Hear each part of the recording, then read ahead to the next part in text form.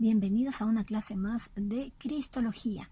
En esta oportunidad estamos en la clase número 4 y vamos a hablar acerca de los estados de Cristo. De repente para algunos esto es nuevo, pero cuando nos demos cuenta en qué consisten estos estados, pues nos vamos a sentir más familiarizados con todos los conceptos que aquí vamos a hoy día desarrollar. Así que sin más, empecemos con la clase. Cada uno de nosotros conoce cuál es la obra de Cristo. Si no conociéramos, si no estuviéramos al tanto, si dudáramos quizás de la obra que Cristo ha hecho para la humanidad, en favor de la humanidad, creo que no podríamos decirnos seguidores de Cristo. No podríamos llamarnos cristianos. Nosotros asumimos dicha condición porque precisamente hemos creído en la obra salvadora de Cristo. La obra de Cristo se resume en la salvación para el hombre. Entonces, Cristo vino a ejecutar el plan de salvación en esta tierra. Todos sabemos en qué consiste. Yo creo que si le pregunto a cada uno de ustedes en qué consiste la obra salvadora de Cristo, me va a poder explicar algo más que solamente Cristo murió en la cruz por nuestros pecados. Y yo creo que esa respuesta sería pues para una persona que recién está empezando en los caminos del Señor y que no tiene un conocimiento previo de nada de lo que nosotros ya manejamos. Pero si yo le pregunto a un alumno del seminario bíblico Gamaliel, yo creo que me va a poder ampliar la respuesta, me va a poder dar una definición más amplia de lo que es la obra de Cristo. Ahora bien, una vez entendido esto y tenido el conocimiento necesario, vamos a fragmentarlo. Es decir, vamos a hablar específicamente de algo que forma parte de la obra de Cristo. Todo está relacionado, pero tenemos que ser ordenados al momento de nuestro estudio, porque después no sabemos ni por dónde empezar ni qué otra cosa continúa. Así que vamos a hablar de esta manera, ¿no? Entonces, una forma de poder resumir la obra de Cristo es considerar dentro de la obra de Jesucristo la humillación y la exaltación de Cristo como dos estados en los cuales Él atravesó. Entonces, ¿qué significa esto? Vamos a hablar de estos dos aspectos de su vida. En Filipenses 2, del 7 al 11, que dice acerca de Jesús, obviamente, se despojó a sí mismo, tomando forma de siervo, hecho semejante a los hombres, y estando en la condición de hombre, se humilló a sí mismo, haciéndose obediente hasta la muerte y muerte de cruz. Creo que este versículo lo sabemos de memoria todos o casi todos, pero este versículo es un súper versículo. Es un versículo tremendo porque guarda toda la humillación de Cristo. Aquí vemos de manera clara, nítida, resumida, la humillación. Ahora, la humillación no solamente consiste en la muerte de Cristo. Muchos creen que es solamente haber muerto en la cruz, haber sido despojado de sus ropas, haber sido lastimado, herido. La humillación va más allá. La humillación empieza desde su encarnación. Desde que Él se despoja a sí mismo de su gloria, de la honra y el honor que recibía ahí con el Padre, y Él toma una condición de hombre.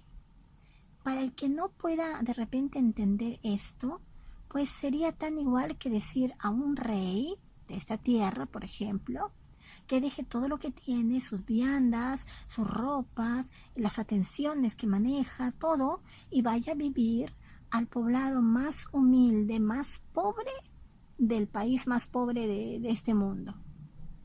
Eso para él sería una humillación, sería una rebaja a su condición social. Entonces, si hablamos ahora en términos espirituales, en términos de Cristo, también la humillación para él por la condición en la que él se encontraba, y venir a esta tierra a nacer como un humano más, como un simple mortal, con las carencias propias de un ser humano, con las necesidades propias de un ser humano, en las condiciones propias de un ser humano, esto también es parte de su humillación. También su vida, que fue perfecta, y su muerte sacrificial. A lo largo de su vida también vamos a ver momentos de humillación y también obviamente en su muerte, en su sacrificio. Por eso es que Pablo dice, por lo cual Dios también le exaltó hasta lo sumo. Por el sacrificio que hizo, Dios le exaltó hasta lo sumo y le dio un nombre que es sobre todo nombre. Aquí vemos la segunda parte, que es la exaltación. Hemos visto la humillación, ahora la exaltación. Por eso es que este versículo o estos versículos son realmente muy importantes para nosotros como cristianos. Entonces aquí vemos pues parte de su exaltación tiene que ver con su resurrección, con el vencimiento que hace de la muerte, con su ascensión y con su sesión, es decir, el estar sentado en el trono celestial a la diestra del Padre. Y no solo eso, parte de su exaltación y parte del reconocimiento que se le hace a Cristo y parte de su derecho también es su regreso, porque un día volverá. Herman Backing escribió, todo el Nuevo Testamento enseña a Cristo humillado y exaltado como el centro del Evangelio. El centro del Evangelio es precisamente esto, es precisamente dar a conocer a las personas la humillación de Cristo y la exaltación de Cristo. Y a veces el problema es que cometemos errores porque solo nos centramos en la humillación. Entonces cuando vamos a predicar el Evangelio le hablamos a la gente de un Cristo humillado, de un Cristo crucificado, de un Cristo que se despojó, que incluso hasta puede parecer como que ruega y suplica para que nosotros nos acerquemos a Él. Y muchas veces caemos en el error de presentarlo como alguien que está palideciendo, que está sufriendo, que está en condiciones deplorables, tristes, y eso muchas veces genera en que las personas pues sientan empatía con él por la condición en la que lo muestran. Por eso es que las iglesias católicas están llenas de imágenes de Cristo, supuestamente, en una condición lastimera, en una condición cadavérica, sumamente derrotistas, y la gente mira esto y llora, y se lamenta, y le tiene compasión, le tiene pena, y dicen, pobrecito. Entonces no es la idea. El Evangelio no solamente es hablar la humillación de Cristo, el Evangelio también es hablar de la exaltación de nuestro Señor Jesucristo y de todo lo que viene a continuación de ello. Entonces, ese es el Evangelio, esas son las buenas nuevas, que hubo un despojo personal que hizo Jesús porque Él lo quiso, porque nadie lo obligó, sino que Él lo hizo para salvar al hombre y se humilló a sí mismo. Y se fue hasta la cruz a morir por nosotros, pero Él recuperó todo lo que había dejado, porque de alguna manera Él ganó ese derecho, lo tenía desde siempre, nadie se lo quitó, pero tiene ahora la posibilidad de venir como realmente es, como el Rey de Gloria, y viene a juzgar a las naciones, como dice la palabra, con vara de hierro. Así que esta es una pequeña introducción acerca de estos estados que vamos a estar viendo el día de hoy en esta clase. En primer lugar, entonces, vamos a hablar acerca del estado de humillación de Cristo. Empecemos ahora por la encarnación de Cristo. La pregunta sería ¿por qué el Hijo de Dios tomó forma humana? ¿Se dan cuenta que todas las cosas que pasan en la vida, todas las cosas que nos suceden, ante ellos siempre hacemos una pregunta? Cuando se nos llama para hacer determinada actividad, la tendencia siempre es preguntar ¿por qué? ¿Por qué? ¿Para qué?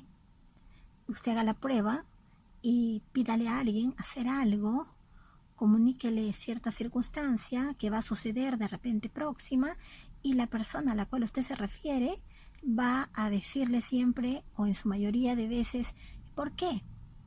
Somos personas, somos seres humanos que tenemos la tendencia siempre de preguntar. Pocas veces hacemos las cosas sin preguntar. Pocas veces nos movemos por la vida sin preguntar por qué, para qué, dónde, cuándo, cómo. Y esta es una pregunta que también nos hacemos y con mayor razón todavía. El por qué el Hijo de Dios tomó forma humana. Dejo la pregunta suelta. ¿Acaso no había otra forma para poder salvar al mundo, porque usted me va a responder que fue que lo hizo para salvar al hombre del infierno, de la condenación. La pregunta que sigue sería, ¿por qué hacer esto? ¿Acaso no había otra forma? Simplemente entendemos nosotros que Él lo hizo para salvarnos. Si queremos ahondar un poquito en el tema, pues vamos a ver que el perdón de pecados requiere ciertas condiciones que como personas y seres humanos no íbamos a poder lograr, no íbamos a poder cumplir. Entonces simplemente vamos a ver este punto desde esta óptica, desde nuestra posición como personas, el por qué Jesús quiso hacer esto por nosotros. Entendemos que Dios se hizo hombre, que nació como un pequeño bebé para ser nuestro Adán, el postrer Adán, para dar cumplimiento a todo lo que Dios había establecido en su palabra a través de las profecías. Y ahora el Hijo de Dios toma un cuerpo humano, toma un cuerpo tal igual como el suyo, como el mío. Podemos entonces decir que el Todopoderoso sintió nuestra debilidad, que Él, al hacerse hombre, sintió lo que era nuestra debilidad. El Omnipresente tomó un cuerpo humano y Él de esta manera comparte plenamente nuestra humanidad. Él es el mediador, Él es nuestro sacerdote ante Dios Padre. Él puede justificarnos, Él puede hablar al Padre, reconociendo Él también en sí mismo, en aquellos momentos difíciles, la debilidad del hombre, la fragilidad del ser humano. Hebreos capítulo 2, versículo del 14 al 17 nos dice que por cuanto los hijos participaron de carne y sangre, Él también participó de lo mismo, para destruir por medio de la muerte al que tenía el imperio de la muerte, esto es, el diablo, y liberar a todos los que por el temor de la muerte estaban durante toda la vida sujetos a la servidumbre, porque ciertamente no socorrió a los ángeles, sino que socorrió a la descendencia de Abraham, por lo cual debía ser en todo semejante a sus hermanos, para venir a ser misericordioso y fiel sumo sacerdote en lo que a Dios se refiere, para expiar los pecados del pueblo. De esta manera, entonces, Jesús entra en la historia de la humanidad. Él irrumpe en un momento de la humanidad, de su historia, naciendo y muriendo. Marca el inicio de una nueva era. En Juan 1.14 se aborda este tema y ya lo hemos visto en la clase pasada, y aquel verbo fue hecho carne y habitó entre nosotros. Entonces la representación es clara aquí, nos hace ver que el Señor Jesús sí se hizo carne y habitó entre nosotros. Quiere decir que vivió entre nosotros, quiere decir que se formó entre nosotros, que dio sus primeros pasos entre nosotros. Las otras personas pudieron de repente tratar al Hijo de Dios que se había encarnado, o sea, Jesucristo, como a uno de sus iguales, porque era tan igual como ellos. Y los evangelios hablan de esto, porque muchas personas en aquel tiempo no hacían diferencia con Jesús. Jesús era tomado como alguien especial y era tan considerado como cualquier otro predicador de la época, uno que obraba milagros, porque parece que en aquel tiempo había mucha gente que se dedicaba a esto, mucha gente que sacaba una doctrina, una manera de pensar, una filosofía. Entonces nace Jesús en un contexto de esta naturaleza, y lógicamente que muchas de las cosas que él hablaba también otros quizás ya habrían tocado ese tema desde otra perspectiva quizás, pero no era algo tan nuevo que escuchar a alguien hablando de ciertos temas como la salvación, por ejemplo. Y ver a la gente reunida alrededor de alguien tampoco era tan llamativo, porque como repito, ese era la circunstancia, esa era la forma en cómo se estaba desarrollando en ese tiempo. Aparecían muchos y desaparecían también.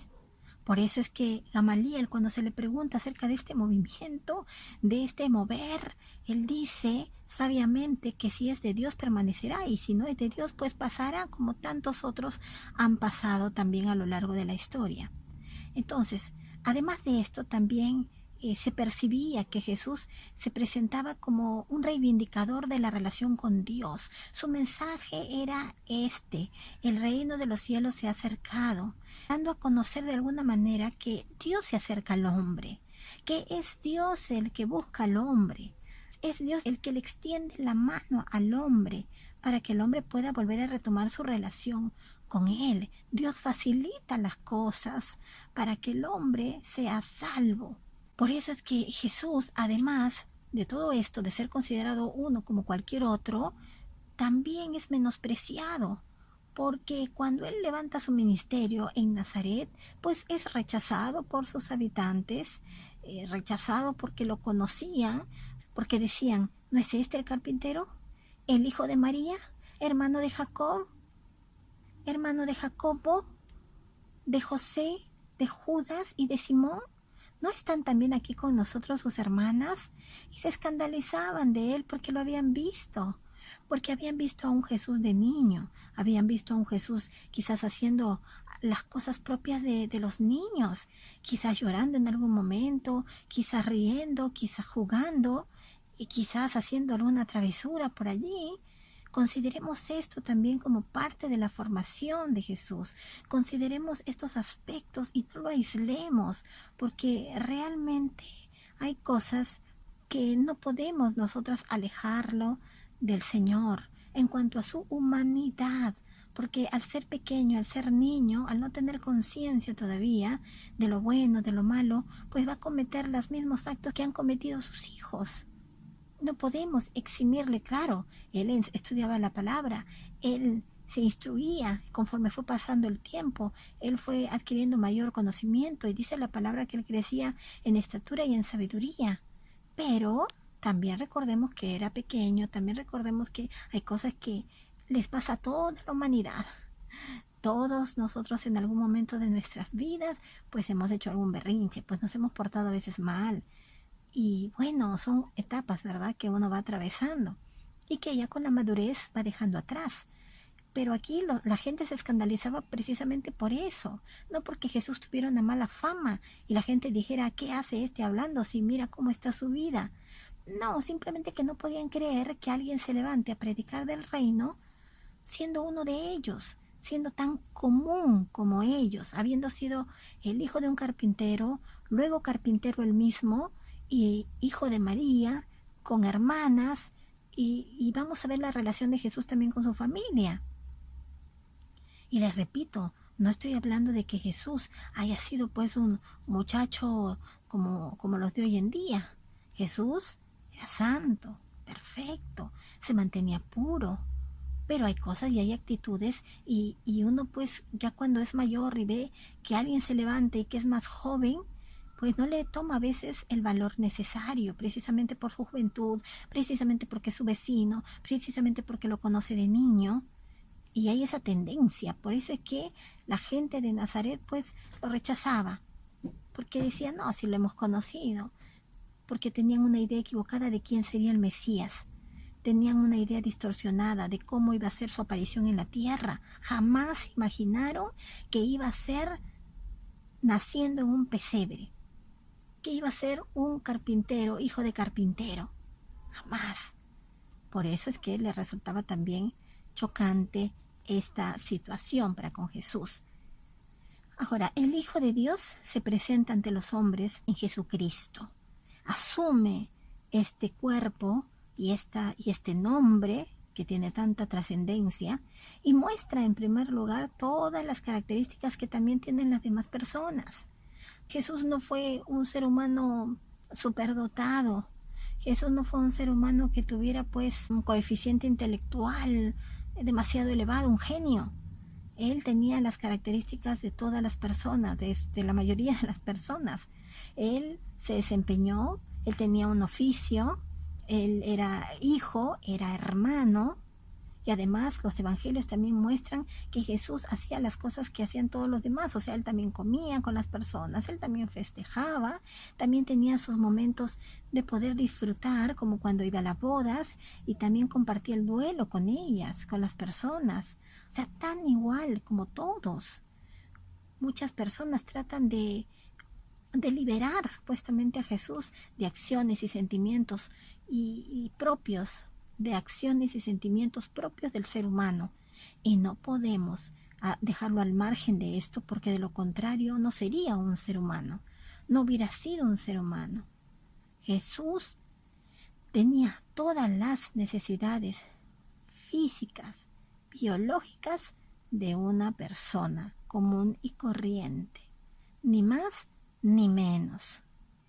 Todas las características y todo lo que nosotros hacemos en nuestro día a día, el Señor también los tenía que hacer, porque hay necesidades que son básicas, hay necesidades que son naturales en el ser humano y que tienen que cumplirse. Y en eso no hay pecado. Pero lastimosamente hay gente que no acepta esto, no acepta que Jesús se haya dormido de repente con un dolor de barriga en alguna oportunidad.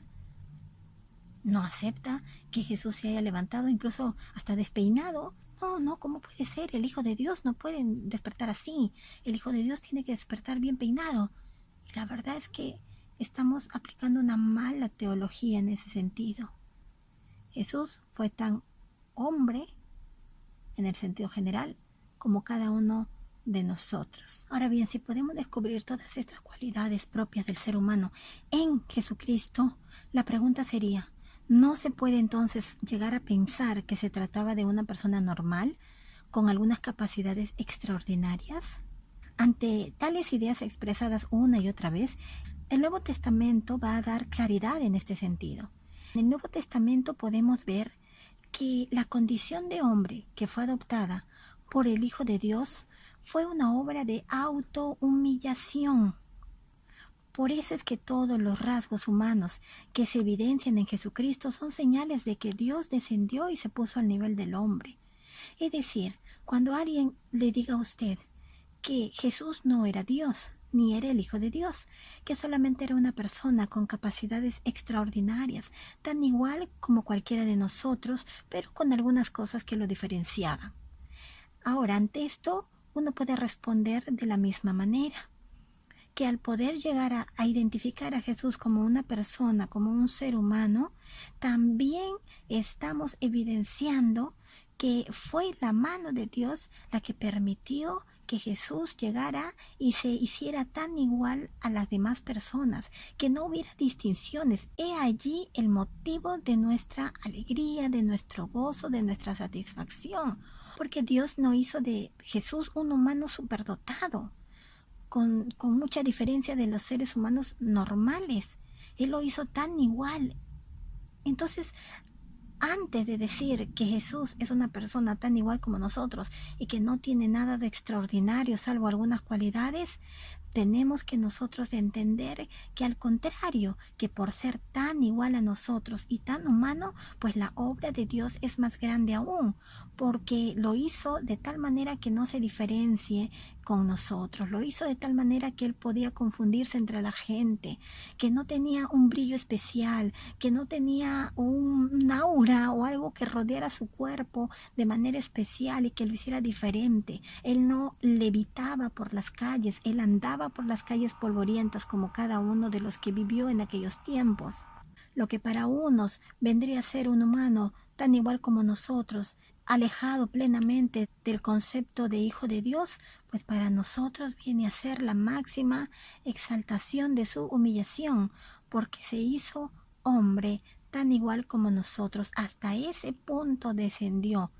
Y eso para el pueblo de Dios tiene un valor incalculable, porque se hizo cercano a nosotros hasta el punto de ser como nosotros. Ahora, si volvemos al pensamiento de la encarnación del Hijo de Dios, esto es visto, como les dije, en el Nuevo Testamento como una autohumillación. Esta representación o esta interpretación se ve claramente en los versículos que hemos leído del capítulo 2 de Filipenses, específicamente desde el capítulo 6 hasta el 11.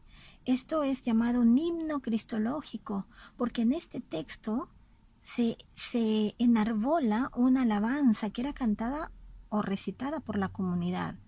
Filipenses capítulo 2 versículos 6 y 7 habla en primer lugar de la naturaleza celestial del Hijo de Dios, es decir, de su condición de exaltación y de gloria. Lo ubica en el plano celestial. Eso para darnos la referencia de dónde viene.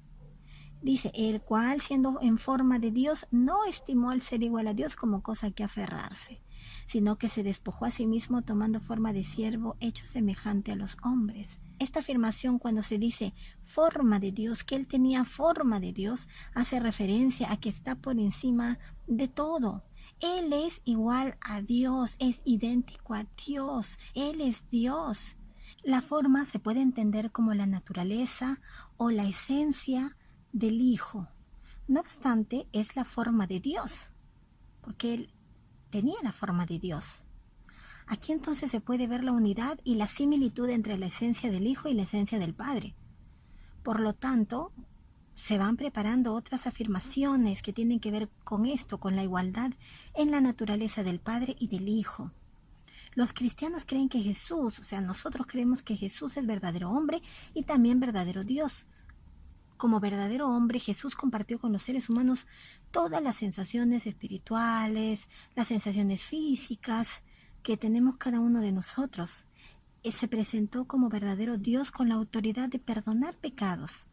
Y en cada milagro que hacía, Él anunciaba la voluntad de Dios. La naturaleza entonces divina de Jesús va a manifestarse. En Juan 10:30, por ejemplo, dice, yo y el Padre uno somos. Su autoridad divina se refiere a las palabras dichas en Juan 14:6. Nadie viene al Padre sino por mí.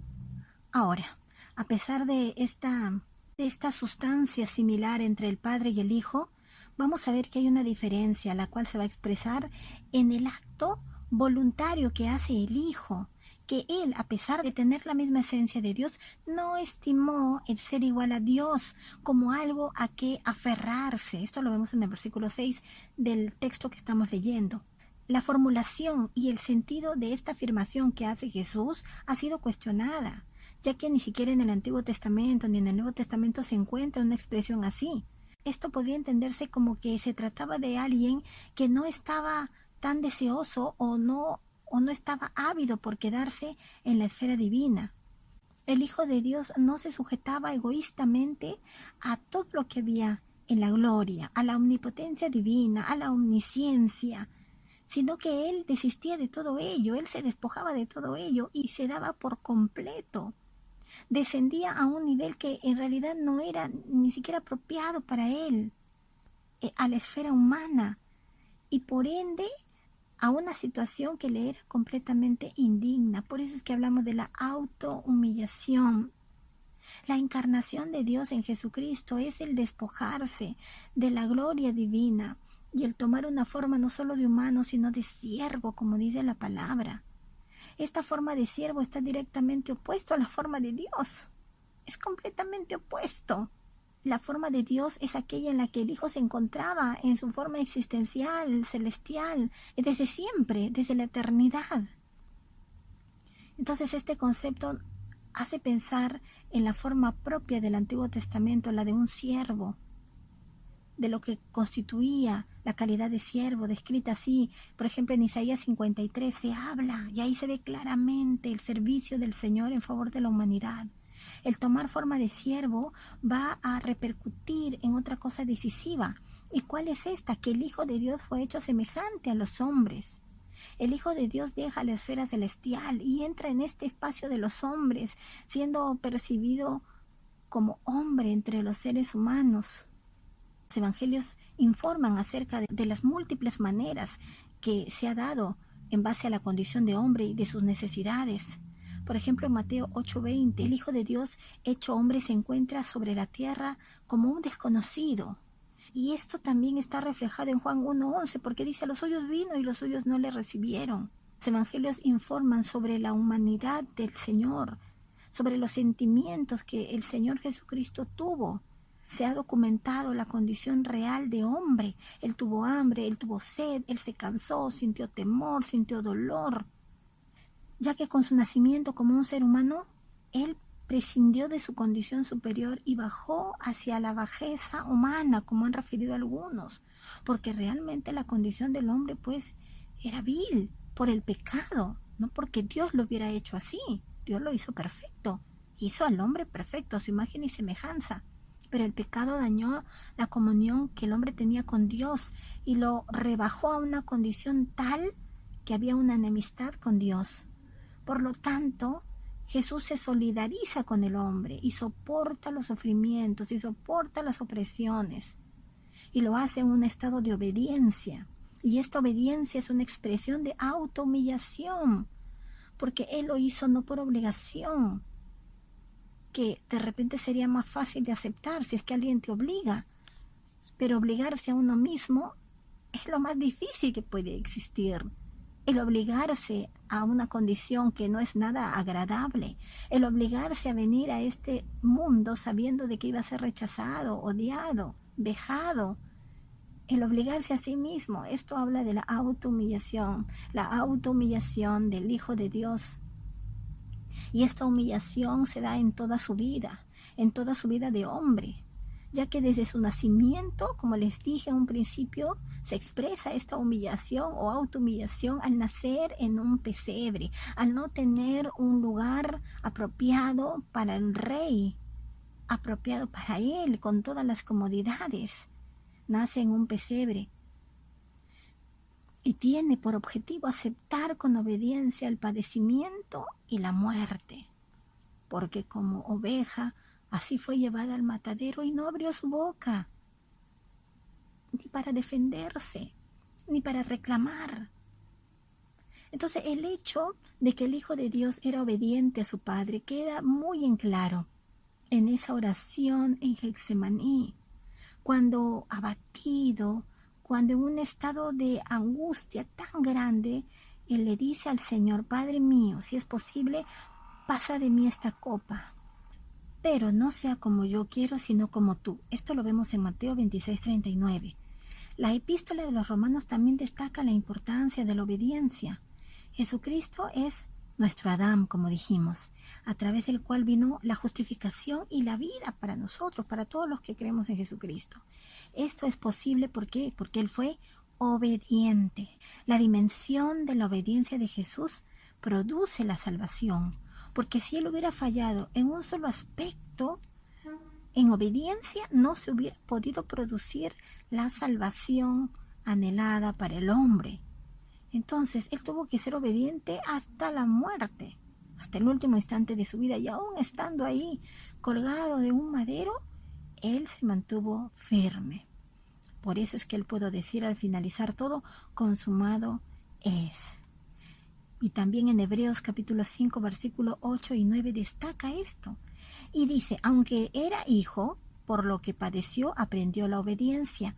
Y habiendo sido perfeccionado, vino a ser autor de eterna salvación para todos los que le obedecen.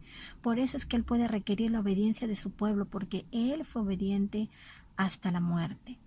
Como hemos mencionado, la muerte de cruz en Filipenses 2:8, el motivo de la humillación se vuelve más trascendente. No solamente era una muerte como la que todos tenemos que pasar, o todos tenemos que morir. La muerte del Señor Jesús, la muerte que Él debió soportar, es una muerte especialmente ignominiosa, es decir, una ofensa pública que sufre el honor y la dignidad de una persona. Entonces, ¿cómo entendemos esto? Pues que la Biblia dice: maldito todo el que es colgado en un madero. Esto lo dice en Gálatas 3:13. Entonces podemos darnos cuenta hasta qué punto el Señor se humilló por cada uno de nosotros. Ahora, Jesús no solamente asumió esta humanidad humillándose a ese punto, sino que Él también vivió una vida sin pecado. Esto se llama la obediencia activa de Cristo. El primer Adán, como sabemos todos, desobedeció, pero Jesús, que es nuestro postrer Adán o el nuevo Adán, obedeció por completo a su Padre. Israel quebrantó la ley del Señor, pero Jesús vino a cumplir la ley. Eso lo dice en Mateo 5:17. Este es el punto trascendental, porque nosotros también hemos seguido los pasos desobedientes de Israel.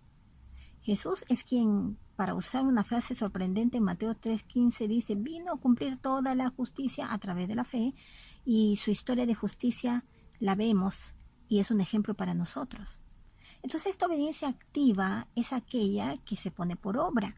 No es una obediencia teórica, porque todos en teoría somos obedientes, pero en la práctica, o ya cuando tenemos que poner en actividad esa obediencia, pues no lo hacemos.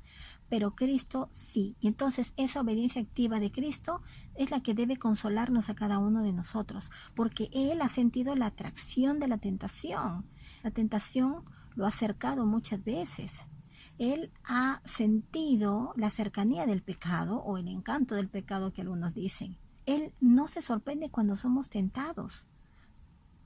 Como por ejemplo un entrenador que grita a su equipo, solo necesita ser más fuerte, nos dice. Y nos ayuda a que podamos ser más fuertes cada día, que le busquemos a Él porque Él ya venció y ya sabe el camino. Y nos quiere mostrar ese camino para que nosotros transitemos por Él. Él nos recibe con gusto cuando nosotros admitimos que somos dependientes de Él. En Hebreos 4, 15 y 16 dice, porque no tenemos un sumo sacerdote que no pueda compadecerse de nuestras debilidades, sino uno que fue tentado en todo, según nuestra semejanza, pero sin pecado. Acerquémonos, pues, confiadamente al trono de la gracia para alcanzar misericordia y hallar gracia para el oportuno socorro. Él nos entiende.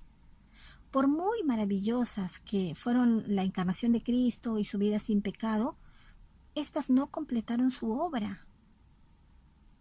La muerte de Cristo tuvo que venir para completar la obra maravillosa de Cristo. Entonces, el tercer punto es la muerte de Cristo como parte de su humillación.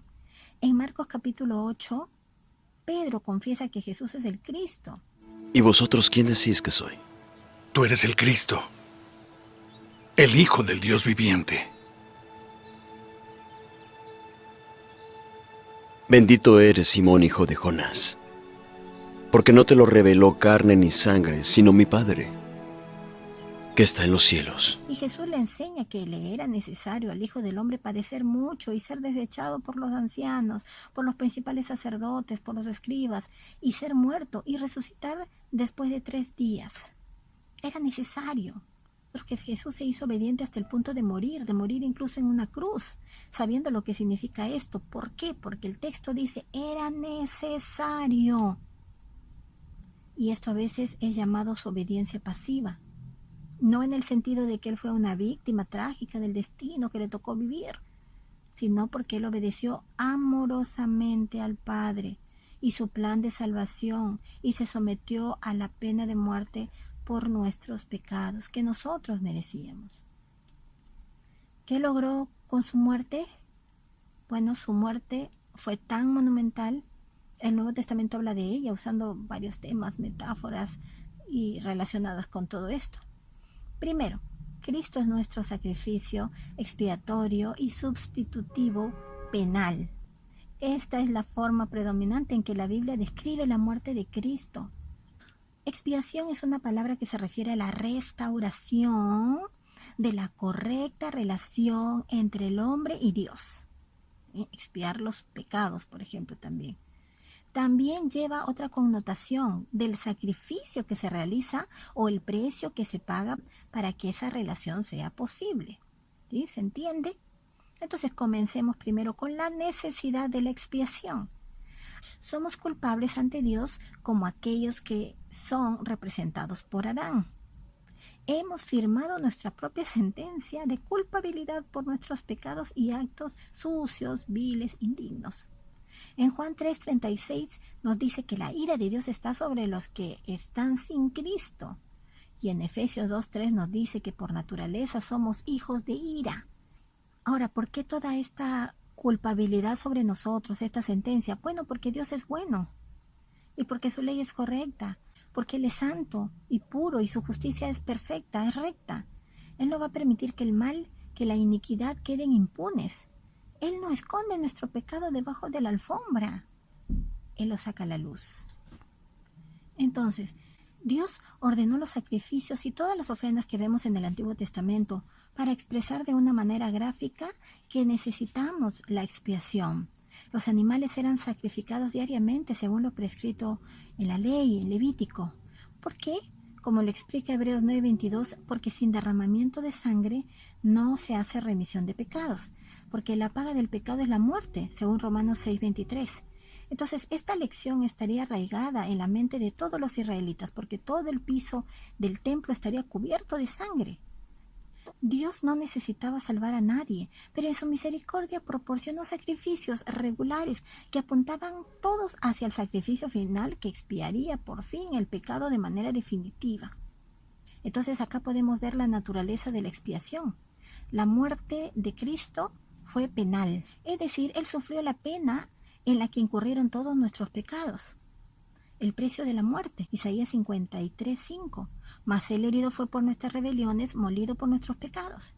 Primera de Pedro 2:24 dice, llevó Él mismo nuestros pecados en su cuerpo sobre el madero, para que nosotros, estando muertos al pecado, vivamos a la justicia. Su muerte también fue no solo penal, sino sustitutiva. Es decir, Él tomó la muerte que nosotros obviamente merecíamos en nuestro lugar. Él fue el sustituto. Entonces la idea de sustitución se incorporó a la historia de Israel desde un principio. Ellos conocían, manejaban estos conceptos. Ahora, si pensamos en el Éxodo, donde vemos que un cordero fue asesinado, por así decirlo, en vez o en el lugar del hijo mayor de la familia. Entonces, no nos cabe duda de que Juan el Bautista llamara a Jesús el Cordero de Dios, en Juan 1:29, y que Jesús muriera durante la Pascua, porque se estaba dando cumplimiento a lo que ellos ya conocían, a lo que ellos ya sabían, habían sido instruidos.